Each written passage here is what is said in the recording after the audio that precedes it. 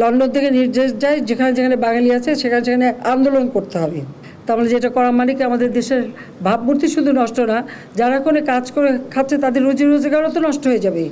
যারা এসবের সাথে জড়িত সারা বাংলাদেশের আনাচে গানাচে যে যেখানে আছে তাদের খুঁজে বাইর করুন এবং তাদের শাস্তির ব্যবস্থা করার জন্য সহযোগিতা করুন। আমি দেশবাসীর কাছে সেই আহ্বান জানাই।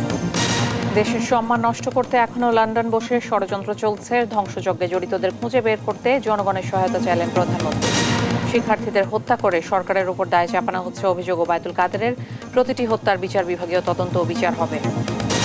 ঢাকা সহ 3 জেলায় বিকেল 5টা পর্যন্ত কারফিউ শিথিল। সারা দেশ থেকে 266 জনকে গ্রেপ্তার করেছে র্যাব। অভিযান অব্যাহত থাকবে। পর্যটক শূন্য কক্সবাজার, কাজ হারানোর ঝুঁকিতে 20,000 কর্মী। 150 কোটি টাকার লোকসান দাবি ব্যবসায়ীদের। এবং সবজির দাম কিছুটা কমলেও ঊর্ধ্বমুখী মাছ মাংসের বাজার, না বিশ্বাস ক্রেতার। হ্যাঁ, কাঁচামরিচের দাম একটু কমেছে, বাট অন্যান্য যেসব নিত্য প্রয়োজনীয় জিনিসপত্র এগুলোর দাম এখনও কিন্তু কমে নাই। শুধু কাঁচামরিচ দিয়ে শুধুমাত্র বিবেচনা করলে হবে না। দেখছিলেন দেশ জনপদ সংবাদ শিরোনাম, সঙ্গে আছি আমি ইশিকা আজিজ। কোটা আন্দোলনের নামে যারা সহিংসতা চালিয়েছে তাদের ধরিয়ে দিতে দেশবাসীর সহযোগিতা চেয়েছেন প্রধানমন্ত্রী শেখ হাসিনা। সকালে ক্ষতিগ্রস্ত বিটিভি ভবন পরিদর্শন করে তিনি বলেন, সাজাপ্রাপ্ত তারেক রহমান লন্ডন থেকে নির্দেশ দিয়ে বিভিন্ন দেশে থাকা প্রবাসীদের উস্কে দিচ্ছে। প্রধানমন্ত্রী বলেন, কোটা ও মেধা নিয়ে তার বক্তব্য বিকৃত করে আন্দোলনকে ভিন্ন খাতে নেওয়া হয়েছে। জয় যাদবের রিপোর্ট। কোটা আন্দোলনের নামে গেল সপ্তাহে দেশ জুড়ে তাণ্ডব চালায় দুষ্কৃতিকারীরা।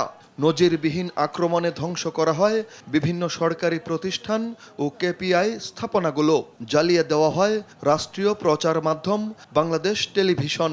আগুনের লেলিহান শিখায় পুড়ে ছাই হয় বিটিভির পাওয়ার স্টেশন, স্টুডিও, গুরুত্বপূর্ণ নথি। পুড়িয়ে দেওয়া হয় বিটিভি মিউজিয়ামে থাকা বিরল সব যন্ত্রপাতি।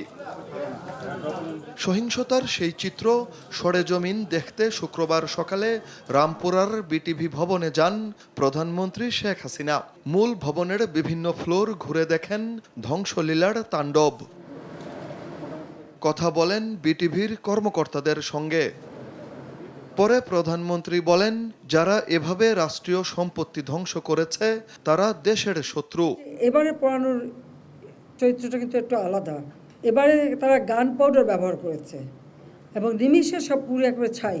আজকে যারা এই টেলিভিশন সেন্টারটাকে এইভাবে পোড়ালো, সব কিছু ঘুরে ভিতরের একটা কিছু নেই যে রক্ষা পায়, তাহলে এরা কারা যে একটা দেশকে সম্পূর্ণভাবে ধ্বংস করার চিন্তা নিয়েই যেন তাদের এই আক্রমণ। আন্দোলনের সময় মেধা আর কোটা নিয়ে তার বক্তব্য বিকৃত করা হয়েছে বলেন শেখ হাসিনা। আমার একটা কথা নিয়ে তারা কিছু কতদিন প্রতিবাদ করলো। কি কথা বলেছিলাম আমি? আমার কথাটাকে বিকৃত করা হয়েছিল। বিকেল 4টায় আমি প্রেস কনফারেন্স করি, কয়েক ঘন্টা চলে যায়। হঠাৎ রাত্রেবেলা বোধহয় 11টা 11:30টার দিকে দেখলাম অনেক ছেলে মেয়ে বের হয়ে আসছে, মেয়েরা হল থেকে বের হয়ে আসছে। তাদের স্লোগানটা কি? যে তারা রাজাকার, তুমি কে আমি কে, রাজাকার রাজাকার, তোমার বাবা আমার বাবা, রাজাকার রাজাকার। তার মানে তারা নিজেদেরকেই রাজাকার হিসেবে পরিচয় দিল। আমি তো তাদের রাজাকার বলিনি। সরকার প্রধান বলেন, ছাত্রদের দাবি মানার পরও প্রবাসীদের লন্ডন থেকে উস্কে দিচ্ছে এক সাজাপ্রাপ্ত আসামি। লন্ডন থেকে নির্দেশ যায় যেখানে যেখানে বাঙালি আছে সেখানে সেখানে আন্দোলন করতে হবে। আর এই আন্দোলন করতে যে তাদের অবস্থাটা কি? ইউএইতে তারা মিছিল করতে গেছে, 57 জনকে গ্রেপ্তার করেছে। হ্যাঁ, আমাকে গালি দিচ্ছে। দেশের বিরুদ্ধে তারা স্লোগান মিছিল। ওই দেশে আইন আছে, কেউ মিছিল করতে পারে না, কিন্তু তাদেরকে উস্কে দেওয়া হয়েছিল লন্ডন থেকেই যে মিছিল করতে হবে। তারা মিছিল করতে যে শুধু নিজেদের চাকরি বাকরি রুজি রোজগার পথ যে হারালো তা না, আজকে যে বাঙালিরা ওখানে কাজ করে খায় তাদের মুখটা কোথায় থাকে? যারা ধ্বংসযজ্ঞ চালিয়েছে তাদের ধরতে দেশবাসীর সহযোগিতা চান প্রধানমন্ত্রী। যারা এসবের সাথে জড়িত সারা বাংলাদেশের আনাচে গানাচে যে যেখানে আছে তাদের খুঁজে বাইর করুন, তাদের খুঁজে বের করুন এবং তাদের শাস্তির ব্যবস্থা করার জন্য সহযোগিতা করুন। আমি দেশবাসীর কাছে সেই আহ্বান জানাই। শেখ হাসিনা বলেন, সকল অর্জনকে ধ্বংস করে আন্তর্জাতিক অঙ্গনে দেশের সম্মান নষ্ট করাই জামাত বিএনপির উদ্দেশ্য। তাদের অপপ্রচারে বিভ্রান্ত না হওয়ার আহ্বান জানান প্রধানমন্ত্রী। মিথ্যা অপপ্রচার চালিয়ে কাউকে যেন বিভ্রান্ত করতে না পারি। আসল সত্যটা জানুন। জয় যাদব, দেশ টিভি, ঢাকা।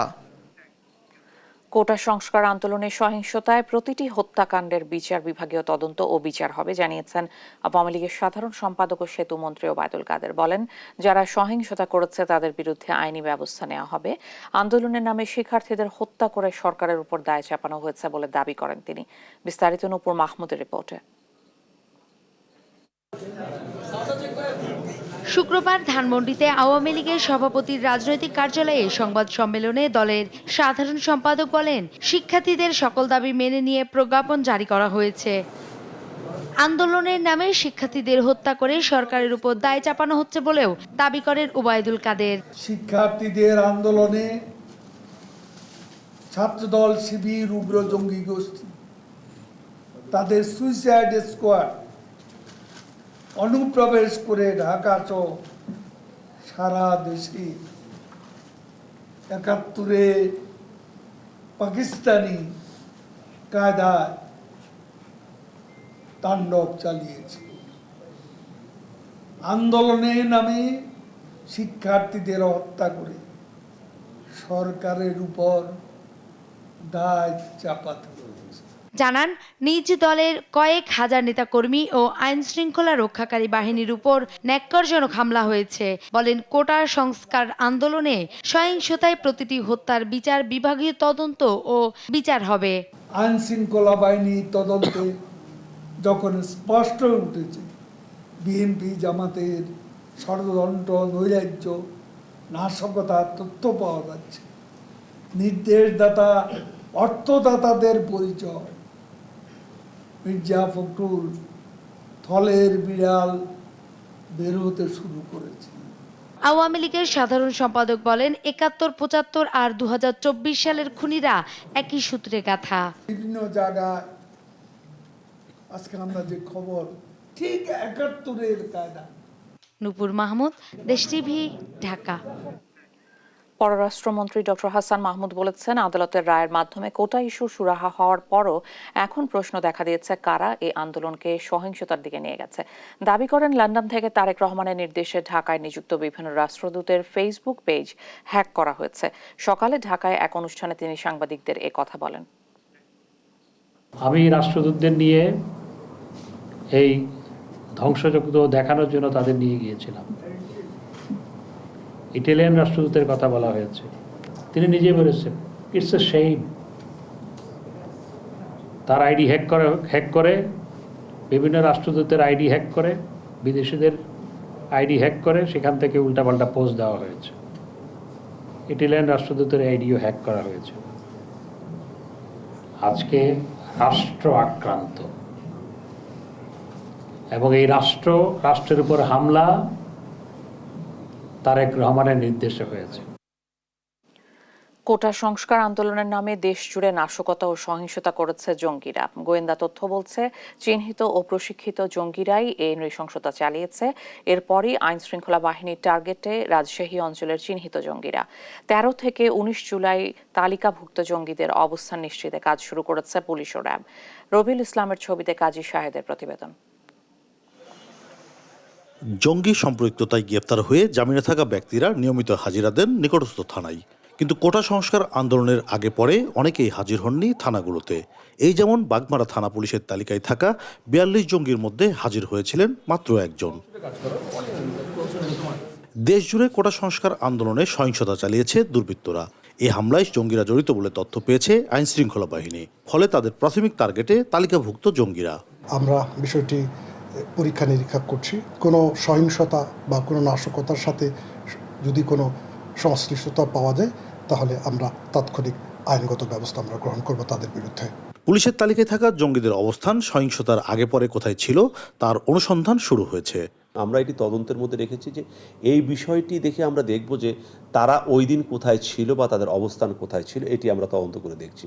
যদি তারা এই ধরনের ঘটনার সাথে জড়িত থাকে অবশ্যই তাদের বিরুদ্ধে যথাযথ আইনানুগ ব্যবস্থা গ্রহণ করা হবে। তাদের অবস্থান নিশ্চিত হতে বেশি সময় লাগবে না বলছে র্যাব ও পুলিশ। আমাদের যে সদর দপ্তরের যেই গোয়েন্দা নজরদারি সেটি চলমান আছে, আমাদের নিজস্ব গোয়েন্দা নজরদারি চলমান আছে, আমরা ডিজিটাল মনিটরিং করছি, এর পাশাপাশি সাইবার পেট্রোলিং আছে। আমাদের সব কিছু সমন্বিত উদ্যোগে আমি নিশ্চিত যে যখন ইন্টারনেট ব্যবস্থা পুরোপুরি স্বাভাবিক হবে আমরা একেবারে নিশ্চিত হতে পারবো যে তাদের অবস্থানগুলি কোথায় ছিল এবং তারা আসলে কোন কাজের সাথে সম্পৃক্ত ছিল। তালিকাভুক্ত জঙ্গির পরিবারের অন্য সদস্যদের সম্পর্কেও তথ্য সংগ্রহে মাঠে কাজ শুরু করেছে আইনশৃঙ্খলা বাহিনী। কাজী শাহেদ, দেশ টিভি, রাজশাহী।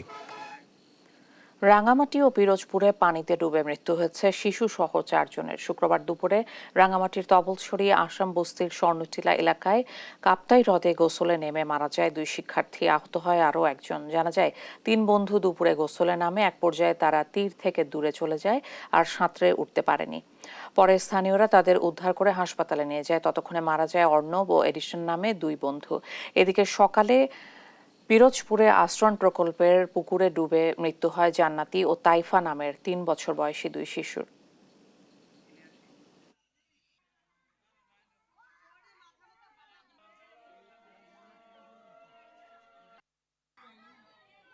খেলতে বের হয়েছিল এবং তখন আর কি এই পুকুরে পড়ে মারা গিয়েছে। অনেক খোঁজাখুঁজির পরে তারপরে পুকুরে খোঁজ করে পাওয়া গেছে।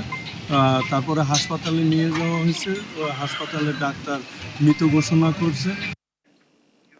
মৌলভীবাজার ও ভোলায় বানভাসী মানুষের দুর্ভোগের যেন শেষ নেই। দীর্ঘ বন্যায় প্লাবিত হয়েছে রাস্তাঘাট, বসতভিটা ও ফসলি জমি সহ বিস্তীর্ণ জনপদ।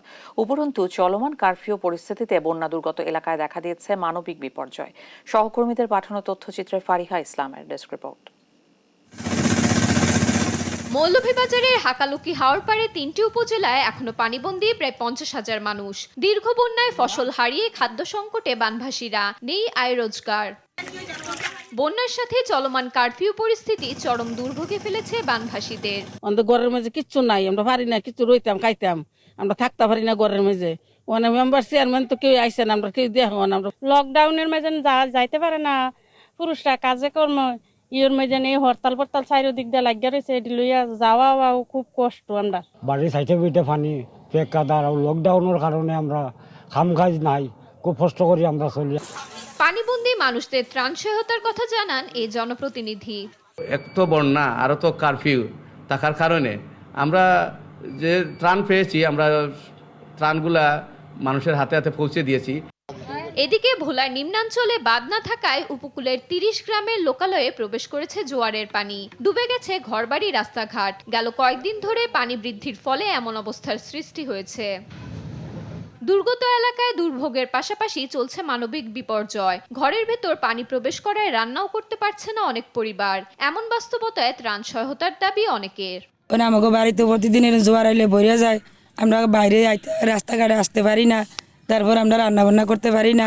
আমাদের হাঁস মুরগি নেওয়া যায়, তারপরে পুকুরে ফুসকিনির মাছ জোয়ারে নেওয়া যায়, তারপরে আঙ্গ চুলা চারকি সব ভিজা যায়। প্রায় সব বছরই এরকম হয়। এবছর তো পানি অনেক বেশি হয়েছে, বেরি বাঁধার কারণে আমাকে বাড়ি তো বেরির বাইরে পড়ছে। আমরা যেহেতু পানিতে না বাসি, সেই জন্য কিছু যদি করতে পারেন তাহলে আমাদের উপকার হয়। গেল কয়েকদিন ধরে মেঘনার পানি বিপদসীমার 80 থেকে 10 সেন্টিমিটার উপরে প্রবাহিত হচ্ছে। তবে আগামী 3 বা 4 দিনের মধ্যে পরিস্থিতি স্বাভাবিক হবে বলে মনে করছে পানি উন্নয়ন বোর্ড। বিপদসীমার উপরে যে পানির লেভেলটা, এটা আগামী 4-5 দিনের মধ্যেই নেমে যাবে। নেমে গেলে স্বাভাবিক অবস্থানে আসবে এবং সেক্ষেত্রে মানুষের যে দুর্ভোগ বা ভোগান্তিটা অনেকাংশেই লাঘব হবে বলে আশা করা যায়। বিকল্প বাঁধ নির্মাণের মাধ্যমে উপকূলের বাসিন্দাদের দুর্ভোগ লাঘবের দাবি বন্যা কবলিত মানুষের।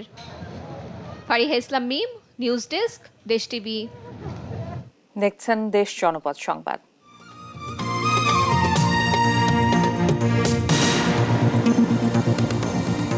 কারফিউর 7ম দিনে কিছুটা স্বাভাবিক অবস্থায় ফিরেছে রাজধানী ঢাকা। কারফিউ শিথিলের সুযোগে খুলেছে অনেক দোকানপাট। গণপরিবহন কম হলেও সাধারণ মানুষের চলাচলে পড়েনি ভাটা। নগরীতে সরব ছিল আইনশৃঙ্খলা রক্ষাকারী বাহিনী। বিস্তারিত শাহাদাত নিশাদের রিপোর্টে। শুক্রবারের রাজধানী কারফিউরও 6ষ্ঠ দিন। সড়কের চিত্র দেখে বোঝার উপায় নেই, কদিন আগেও এই রাজধানী ছিল অস্থিরতায়। সকাল 8টা থেকে বিকেল 5টা পর্যন্ত কারফিউ শিথিলের সুযোগে এদিন রাজধানীতে নেমেছে গণপরিবহন। একই সাথে ঢাকা থেকে ছেড়েছে দূরপাল্লার বাসও। সাধারণ মানুষের নিরাপত্তার সাথে নগর জুড়ে সরব উপস্থিতি ছিল পুলিশের। বিভিন্ন পয়েন্টে সেনাবাহিনীর পাশাপাশি র্যাব ও বিজিবিরও টহল। সপ্তাহখানেক নির্বিঘ্নে চলাচলের সুযোগে স্বস্তি প্রকাশ করে সাধারণ মানুষ। দেশ এখন সুন্দর একটা অবস্থানে আছে, কোথাও কোনো বাসে আসছি, খুব সুন্দর স্বাভাবিক জীবনযাপন চলছে। ঢাকা আসছি, কোনো ধরনের কোনো যানজট বা কোনো ধরনের কোনো খারাপ দেখলাম না। সড়কে পরিবহন থাকলেও ভিড় ছিল না গাড়িতে। কোনো গ্যাঞ্জাম নাই, কিছু না, কিন্তু যাত্রী নেই, তো যাত্রী নাই, কোনো লোকই বাইরে না ঘরের থেকে। এখন অবস্থা যেটুকু দেখতেছি কোনো গ্যাঞ্জাম কোনো জায়গায় নাই। তারপরেও আমাকে তো ভাড়া ভাতি নেই, লোকজন বাসা থেকে কেউ বের হচ্ছে না। দ্রুত নগরের পরিস্থিতি স্বাভাবিক হয়ে উঠুক এমনটাই প্রত্যাশা সাধারণ মানুষের। সাদাত নিশাদ, দেশ টিভি, ঢাকা। কোটা সংস্কার আন্দোলন আর কারফিউয়ের প্রভাব পড়েছে পর্যটন খাতেও। দেশের সবচেয়ে বড় পর্যটন কেন্দ্র কক্সবাজারে এখন শুনশান নীরবতা। ব্যবসায়ীদের দাবি প্রায় 150 কোটি টাকার লোকসান হয়েছে। কাজ হারানোর ঝুঁকিতে প্রায় 20,000 শ্রমিক। সহকর্মী সৌরভ দেবের পাঠানো তথ্য ও ছবিতে ফারজানা ইসলামের ডেস্ক রিপোর্ট। শুনশান নীরবতা কক্সবাজার সমুদ্র সৈকত জুড়ে। এক সপ্তাহের বেশি সময় ধরে চলা সহিংসতা ও চলমান কারফিউর কারণে পর্যটক শূন্য বিশ্বের অন্যতম দীর্ঘতম এই সমুদ্র সৈকত। শুধু আবাসিক হোটেল নয়, তালা ঝুলছে রেস্তোরাঁগুলোতেও। এমন পরিস্থিতিতে হতাশ পর্যটন ব্যবসায়ীরা। তারা বলছেন কক্সবাজারে 450 হোটেল গেস্ট হাউসে 7 দিনে 100 কোটি টাকার লোকসান হয়েছে। পাশাপাশি রেস্তোরাঁ মালিকদের ক্ষতি প্রায় 50 কোটি টাকা। ক্ষতিগুলো হচ্ছে যেমন আপনার কারেন্টের বিল, বিদ্যুৎ বিল, জেনারেটর, পাশাপাশি মেনটেন্যান্স খরচ এবং যে আমাদের স্টাফের স্যালারি, বিভিন্ন ক্ষেত্রে প্রতিষ্ঠানগুলো লোনের সম্মুখীন আছে, যারা লোন নিয়ে প্রতিষ্ঠান চালাচ্ছে তাদের লোনের উপরে আপনার একটা ভর্তুকি চলে আসতেছে। এগুলো সব কিছু বিষয় নিয়ে আমরা আসলে ক্ষতির সম্মুখীন আছি। যদি এখান থেকে দ্রুত উত্তোলন হতে না পারি তাহলে আমরা মারাত্মক ক্ষতির সম্মুখীন করব। আমরা আমাদের যেই সংকটটুকু রয়েছে এর মধ্যে আমরা মনে করি আমাদের পর্যটন খাতে 1 থেকে 1,500 কোটি টাকা ক্ষতি হয়ে গেছে এবং আমরা এই ক্ষতিটুকু কীভাবে পোষাবো সেটা একমাত্র আল্লাহ ছাড়া কেউ জানে না। পর্যটক না থাকায় ক্ষতির মুখোমুখি পর্যটন সংশ্লিষ্ট প্রায় 20,000 শ্রমিক। এভাবে চলতে থাকলে চাকরি হারাতে পারেন অনেকে। এখন আমরা অসহায়ের মতো বসে আছি। যত পর্যটক আটকা ছিল গতকালকে সবাই চলে গেছে। এখন এই পরিস্থিতি হয়ে গেছে, আমাদের ইলেকট্রিসিটি বিলটাও ওঠার কোনো রাস্তা নেই। এখন এই পরিস্থিতি কবে সুস্থ হবে, তবে আমরা পর্যটন বান্ধব পাবো তার কোনো নিশ্চয়তা নেই। এদিকে জেলা প্রশাসন জানিয়েছে কক্সবাজারে এই মুহূর্তে তেমন পর্যটক নেই। যারা কক্সবাজার ভ্রমণে এসে কারফিউ আটকা পড়ে তাদের মঙ্গলবার সেনাবাহিনীর পাহারায় পৌঁছে দেয়া হয় ঢাকা পর্যন্ত। নিউজ ডেস্ক, দেশ টিভি। সারা দেশে কারফিউ শিথিল থাকায় গেল সপ্তাহের তুলনায় সরবরাহ বেড়ে দাম কিছুটা কমে ক্রেতাদের নাগালের মধ্যে আসতে শুরু করেছে নিত্যপণ্যের বাজার। কোথাও সবজি, কোথাও মাছ মাংস, আবার কোথাও সরবরাহ বেশি থাকায় সব ধরনের নিত্যপণ্যের দাম কমেছে, আবার কোথাও এখনও অস্থিতিশীল বাজার। সহকর্মীদের পাঠানো তথ্যচিত্রে টুম্পা আফরোজের ডেস্ক রিপোর্ট। কারফিউ শিথিল হওয়ায় গেল সপ্তাহের তুলনায় কিছুটা কমতে শুরু করেছে নিত্যপণ্যের দাম। বাগেরহাটে বাজারে বেড়েছে সবজির সরবরাহ, তাই দাম অনেকটা নাগালের মধ্যে এসেছে সাধারণ ক্রেতাদের। প্রতি কেজি বেগুন বিক্রি হচ্ছে 60 টাকা দরে। এক সপ্তাহ আগেও যা ছিল 120 থেকে 140 টাকা। করলা 60, লাউ 40 থেকে 50, কাঁচামরিচ 200 করে বিক্রি হচ্ছে। ব্রয়লার মুরগি কেজিতে 50 টাকা কমে 170 টাকায় নেমেছে। গরুর মাংস 750 আর খাসি বিক্রি হচ্ছে 1000-এ। বরগুনায় মাংস ও শাকসবজির দাম বাড়লেও সরবরাহ বাড়ায় কিছুটা কমেছে মাছের দাম। ইলিশ আকার ভেদে প্রতি কেজি 750 থেকে 1800 টাকা, কোরাল 600 থেকে 720 টাকা। এই যে বড় ইলিশের কেজি 1800 থেকে 2000 টাকা চলে, আর ছোট ইলিশের কেজি 750 থেকে 700 চলে। ভিন্ন চিত্র চট্টগ্রাম ও বরিশালে। চট্টগ্রামে নিত্যপণ্যের দাম বাড়ছে প্রতিনিয়ত। বেশিরভাগ পণ্যের দাম ঊর্ধ্বমুখী। আলু 60 থেকে 65 টাকা, পেঁয়াজ 105 থেকে 110 টাকা দরে বিক্রি হচ্ছে। পাশাপাশি আদা রসুনের দামও বেশি। এছাড়া কাঁকরোল, বরবটি ও পেঁপে 80 টাকা দরে বিক্রি হচ্ছে। এই মনে করেন কাতল আছে 200, 360, 70 এর, তেলাপিয়া 250, চিংড়ি আছে 750, ইলিশ আছে 1500 1600। বরিশালে সপ্তাহের ব্যবধানে 50 টাকা বেড়েছে গরু ও খাসির দাম। সোনালী মুরগি কেজিতে বেড়েছে 20 টাকা আর ব্রয়লারে বেড়েছে 10 টাকা। টুম্পা আফরোজ, নিউজ ডেস্ক, দেশ টিভি। এ পর্যায়ে দেশ জনপদ সংবাদ শিরোনাম জানিয়ে দিচ্ছি আরেকবার। লন্ডন থেকে নির্দেশ যায় যেখানে যেখানে বাঙালি আছে সেখানে সেখানে আন্দোলন করতে হবে। তাহলে যেটা করা মানে কি আমাদের দেশের ভাবমূর্তি শুধু নষ্ট না, যারা কোনো কাজ করে খাচ্ছে তাদের রুজি রোজগারও তো নষ্ট হয়ে যাবে। যারা এসবের সাথে জড়িত সারা বাংলাদেশের আনাচে গানাচে যে যেখানে আছে তাদের খুঁজে বাইর করুন এবং তাদের শাস্তির ব্যবস্থা করার জন্য সহযোগিতা করুন। আমি দেশবাসীর কাছে সেই আহ্বান জানাই। দেশের সম্মান নষ্ট করতে এখনো লন্ডন বসে ষড়যন্ত্র চলছে। ধ্বংসযজ্ঞে জড়িতদের খুঁজে বের করতে জনগণের সহায়তা চাইলেন প্রধানমন্ত্রী। শিক্ষার্থীদের হত্যা করে সরকারের উপর দায় চাপানো হচ্ছে অভিযোগ ওবায়দুল কাদেরের। প্রতিটি হত্যার বিচার বিভাগীয় তদন্ত ও বিচার হবে। ঢাকা সহ 3 জেলায় বিকেল 5টা পর্যন্ত কারফিউ শিথিল।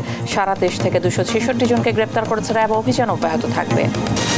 পর্যটক শূন্য কক্সবাজার, কাজ হারানোর ঝুঁকিতে 20,000 কর্মী। 150 কোটি টাকার লোকসান দাবি ব্যবসায়ীদের।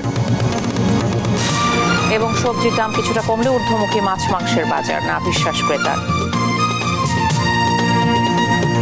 হ্যাঁ, কাঁচামরিচের দাম একটু কমেছে, বাট অন্যান্য যেসব নিত্য প্রয়োজনীয় জিনিসপত্র এগুলোর দাম এখনও কিন্তু কমে নাই।